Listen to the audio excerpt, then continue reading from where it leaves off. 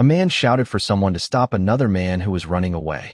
The thief begged for help, insisting he had no choice, but the bystander told him it wasn't his problem and reminded him that one should not take what doesn't belong to them.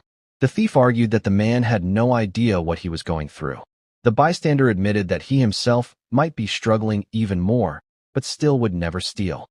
The thief insisted he wasn't a criminal.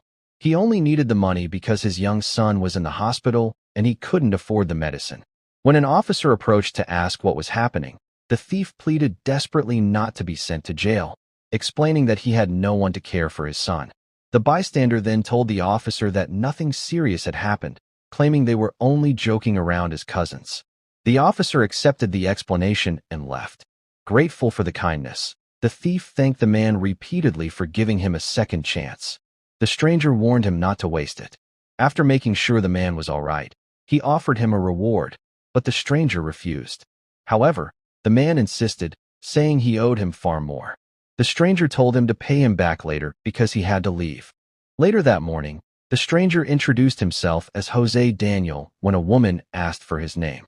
That afternoon, he went to apply for a job and met Paul, who was speaking with a woman named Damaris, someone from his past. Paul flirted with her, reminding her how beautiful she was, but she dismissed him, saying he hadn't changed. Paul asked for her help with the interview, offering her half of his first paycheck. She agreed, but only after confirming he knew how to prepare ceviche and encebollado. He claimed to be an expert, so she told him the job was his.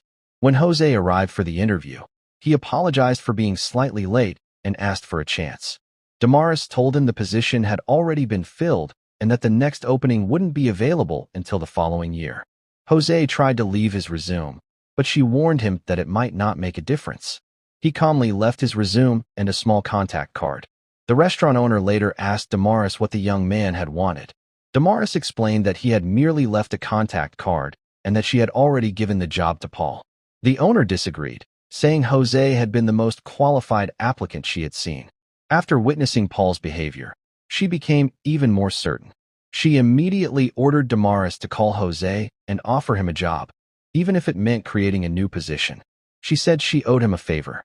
When Jose returned, he confidently mentioned that he assumed they had reviewed his background and qualifications.